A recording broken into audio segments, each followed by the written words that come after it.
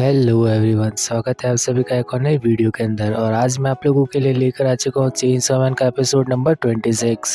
तो जिस किसी ने भी इससे पुराने वाले एपिसोड चेकआउट नहीं करे वो चैनल पर जाकर उन्हें चेकआउट कर सकता है। और अब तक तो आपने इस चैनल को सब्सक्राइब कर ही लिया होगा, और अगर नहीं किया तो आप इसे सब्सक्राइब कर ले। और बाकी के लोग भी काफ़ी ज़्यादा एक्साइटेड है इस सीरीज़ को लेकर, इसीलिए मैं आप लोगों के लिए जल्द से जल्द वीडियोज़ लेकर आ रहा हूँ। तो एपिसोड की शुरुआत में हम देखते हैं कि तोलका डेंजी की बॉडी के पास में खड़ा हुआ था, और तभी वहाँ पर तोलका की मास्टर आ जाती है, जो कि उसे देखकर ताली बजाने लगती है, ये कहते हुए कि आखिर उसने ये काम कर ही दिखाया, अब वो एक परफेक्ट डेविल हंटर बन चुका है। और फिर जब तोलका कहता है कि हमें डेंजी की बॉडी को यहाँ से लेकर जाना चाहिए, तो उसकी मास्टर कहती है कि इस सब की कोई ज़रूरत नहीं है। वो बताती है कि तोलका ने आज तक उसकी हर बात मानी है, और अब से वो भी उसी फैमिली का एक हिस्सा है। तोलका यहाँ पर कुछ भी समझ नहीं पा रहा था। इस सब के बाद हम उसकी अपनी मास्टर के साथ पास्ट मेमोरीज देख पाते हैं, और तोलका की मास्टर उसके काफ़ी ज़्यादा नज़दीक आकर खड़ी हो जाती और कहने लगती कि वो उसे ये डॉल्स बनाने का सीक्रेट बता देगी। वो कहती कि इंसान को चुनो और उसके अंदर भावनाएं डाल दो, और ये सारी डॉल बनाने की सामग्री है। दया, प्यार, पूजा, और आखिर में उसके अंदर गिल्ट डाल दो। वो अब तोलका के शोल्डर पर हाथ रख देती और तोलका काफ़ी ज़ोरों से चीखने लगता है।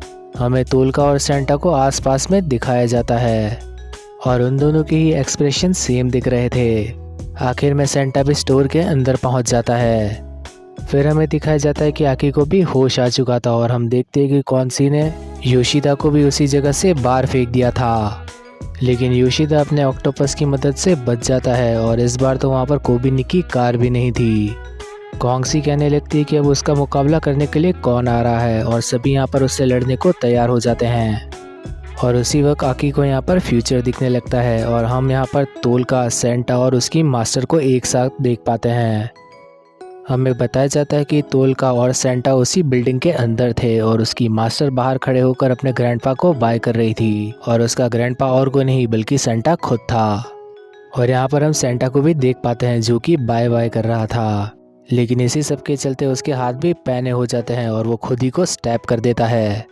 वो कहता है मैं अपने बच्चों के लिए और स्टोर में मौजूद सभी लाशों के लिए उन सभी को नर्क के अंदर बुलाना चाहता हूँ।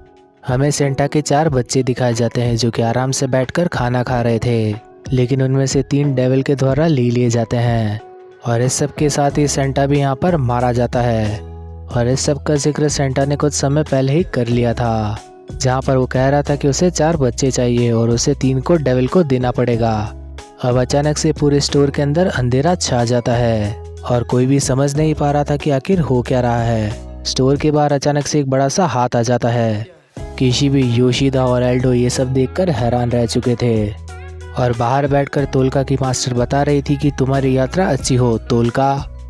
और अब ये सभी के सभी लोग एक अनजान जगह पर पहुंच जाते हैं, जहां पर आसमान में काफ़ी सारे दरवाजे मौजूद थे, और ज़मीन पर लोगों की कटी हुई उंगलियां पड़ी हुई थी, वो भी चारों तरफ।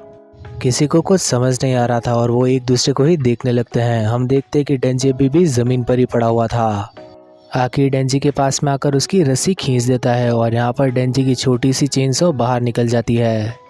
और इसका मतलब यही था कि डेंजी अभी तक जिंदा था। कौन सी बताती कि खून की कमी की वजह से वो ट्रांसफॉर्म नहीं हो पा रहा। और आकी जैसे ही कॉन्गसी को देखता है वो फाइट के लिए तैयार हो जाता है।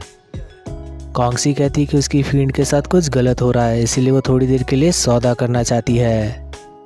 हम यहाँ पर सारी की सारी फील्ड्स को देखते हैं जो कि बिल्कुल बौखला चुकी थी, और पावर के साथ भी कुछ गलत हो रहा था। और फिर हमें वायलेंस दिखाया जाता है, जिसे भी काफ़ी ज़्यादा प्रॉब्लम हो रही थी। आकी एंजल से पूछने लगता है कि क्या वो इस जगह को जानता है, और एंजल काफ़ी ज़्यादा घबराते हुए कहने लगता है कि सब कुछ खत्म हो चुका है, क्योंकि हम सभी लोग पहुंच चुके हैं नर्क के अंदर। कॉन्गसी अब अपनी फील्ड से पूछने लग जाती है कि क्या यहाँ से बाहर निकलने का कोई तरीका है, लेकिन कॉन्गसी की फील्ड काफ़ी ज़्यादा घबराते हुए कहने लगती कि वो हमें देख रहा है, वो कभी नहीं मरा, वो अमर है, उसका नाम है डेविल, और वो काफ़ी दूर से हम पर नज़रें गड़ाए हुए है, और अगर हम लोग उसके खिलाफ गए तो वो हमें एक ही पल में मार देगा।